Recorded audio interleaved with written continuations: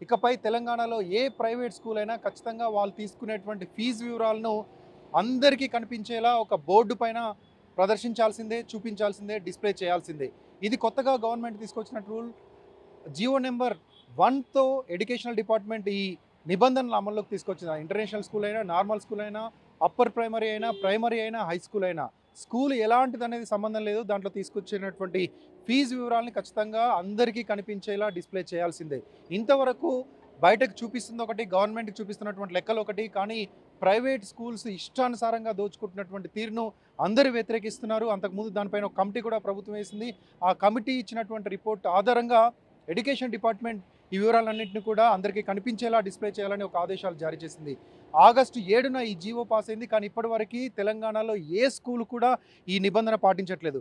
కేవలం ఒక బోర్డుని అందరికీ పేరెంట్స్‌కి లేకపోతే బయట వాళ్ళకి కనిపించేలాగా డిస్ప్లే చేయడం, నోటీస్ బోర్డ్‌లో దానికి సంబంధించినటువంటి స్టిక్కర్ అంటించడం. ఇవే కాకుండా తెలంగాణ ఎడ్యుకేషన్ డిపార్ట్మెంట్‌కి సంబంధించినటువంటి పోర్టల్‌లో కూడా ఆ ఫొటోస్‌ని, వాటికి సంబంధించినటువంటి డీటెయిల్స్‌ని అక్కడ ఇవ్వాల్సి ఉంటుంది. ఆ పోర్టల్‌లో కూడా అప్లోడ్ చేయాల్సి ఉంటుంది. ఈ స్కూల్‌లో ఇంత ఫీజు తీసుకుంటున్నాం. ఆ ఫీజులో కూడా ట్యూషన్ ఫీజు ఎంత, ట్రాన్స్‌పోర్టేషన్ ఫీజు ఎంత, స్పోర్ట్స్‌కి సంబంధించినటువంటి ఫీజు ఎంత, డెవలప్‌మెంట్ ఫీజు ఎంత, లైబ్రరీ ఫీజు ఎంత, ఇతరత్రా ఎన్ని రకాల ఫీజులు తీసుకుంటున్నారో అన్ని రకాల ఫీజులను కూడా అక్కడ మెన్షన్ చేయాల్సినటువంటి బాధ్యత ఖచ్చితంగా ఉంటుంది.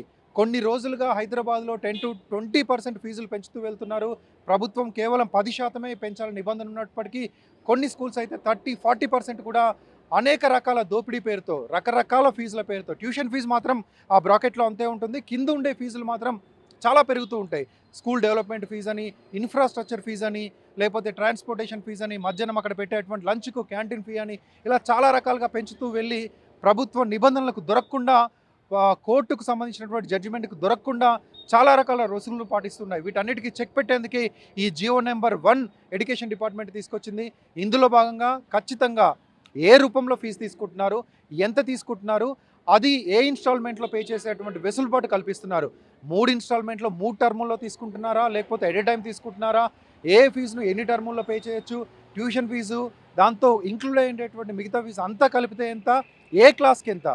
ప్రైమరీ స్కూల్ నుంచి మొదలు పెడితే హై క్లాస్ వరకు ఏ క్లాస్‌కి ఎంత ఫీజు తీసుకుంటున్నారనే వివరాలను కూడా అక్కడ ఖచ్చితంగా డిస్ప్లే చేయాలి.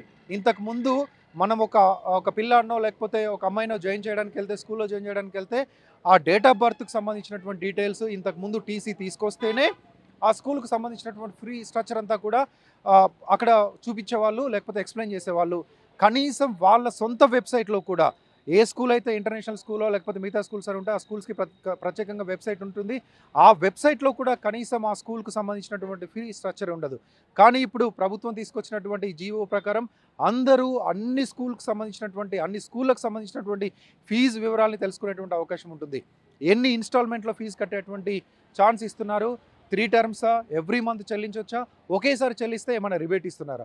ఈ అన్నిటిని కూడా తెలుసుకునేటువంటి అవకాశం ఉంటుంది. ఇది రైట్ టు ఇన్ఫర్మేషన్ యాక్ట్‌లో భాగంగా తెలంగాణ ప్రభుత్వం తీసుకొచ్చింది. ఎందుకంటే ప్రైవేట్ ఇన్‌స్టిట్యూషన్స్ అయినా, లేకపోతే ఇంటర్నేషనల్ స్కూల్స్ అయినా, ప్రైవేట్ ఎడ్యుకేషనల్ ఇన్‌స్టిట్యూషన్స్ అయినా ఖచ్చితంగా ఇవన్నీ ఆర్‌టీఏ పరిధిలోకి వస్తాయి. ఎందుకంటే అన్ని ఎడ్యుకేషన్ సొసైటీ పరిధిలోకి వస్తాయి. ఎడ్యుకేషన్ సొసైటీ పేరుతోనే ఇవన్నీ ఉంటాయి. కాబట్టి దాపరికం ఉండకూడదు. విద్యార్థులకు సంబంధించినటువంటి ఫీజు వివరాలు, విద్యార్థులకు సంబంధించినటువంటి ఫీ స్ట్రక్చర్ అన్నిటిని కూడా ఓపెన్ చేయాలనే ఉద్దేశంతో ఈ జీవో జారీ చేశారు.